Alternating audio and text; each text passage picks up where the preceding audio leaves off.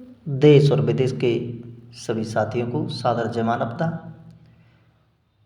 पिछले वीडियो में आपने जाना कि किस प्रकार से शुरुआती शास्त्रों की रचना हुई। आज हम जानेंगे कि इसके बाद शास्त्र किस प्रकार से रूपांतर होते चले गए। जब यहाँ पर वेद पूरी तरह स्थापित हो गया तो यहाँ के जो भी वैदिक मार्ग को मानने वाले वैदिक ब्राह्मण रहे उनमें भी विभाजन हुआ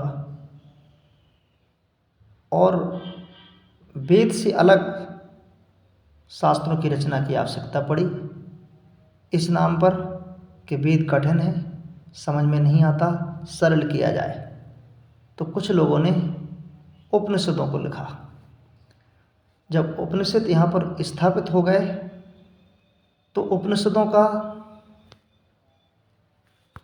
और सरल अर्थ देने के लिए गीता लिखी गई।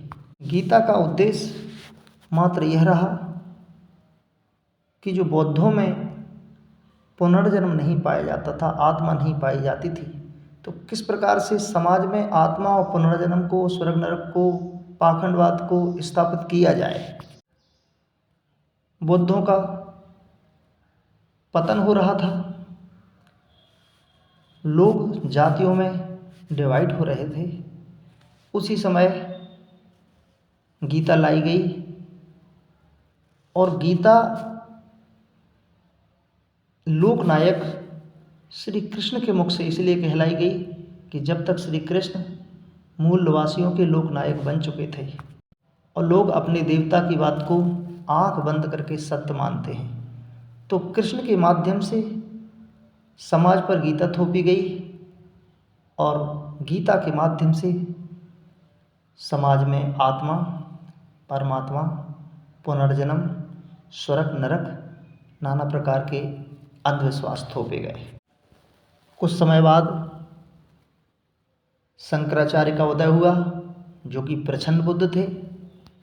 शंकराचार्य ने अपना अलग ही विचार रखा और अद्वैतवाद के नाम से उन्होंने ब्रह्मसूत्र की रचना करके एक अलग ही थ्योरी, अलग ही फिलॉसफी समाज पर लाद दी। जब अच्छी तरह अद्वैतवाद स्थापित हो गया तो इसको भी डिवाइड करने की आवश्यकता पड़ी और उसी समय रामानुजाचार्य आए और उन्होंने जो बुद्धों की वज्रयान शाखा की अवलोकितेश्वर, जो 4 हाथ की मूर्ति थी बुद्धों की, उसको भगवान विष्णु बना करके एक अवतारवाद की फिलॉसफी लाए, जिसका नाम वैष्णव धर्म कहलाया, वैष्णव शाखा कहलाई। कुछ समय बाद माधवाचार्य आए और माधवाचार्य ने एक अलग ही शाखा चलाई जिसको कृष्ण भक्ति शाखा कहते हैं। इनके शिष्य वल्लभाचार्य हुए और वल्लभाचार्य के शिष्य सूरदास हुए, जो अभी तक गीता के कृष्ण एक लोकनायक बन चुके थे। वल्लभाचार्य, माधवाचार्य और सूरदास तथा इनके शाखा के कवियों ने मिलकर के उस कृष्ण को एक रास करने वाला एक अलग ही स्वरूप में पेश किया, जो आज ब्रज के क्षेत्र में माना जाता है। तो प्रिय साथियों, वैष्णव परंपरा में राम को स्थापित किया, कहीं बुद्धों की वज्रयान शाखा की देवी तारा देवी को ला करके शक्ति, जो परंपरा है, शाक्त कहलाते हैं, वो देवी को स्थापित किया। कई शाखाएं चली, मैं कहाँ तक वर्णन करूं। जो आज हमको दिखाई देता है वो सब महायान शाखा से वज्रयान शाखा के ही सभी देवी देवता हैं।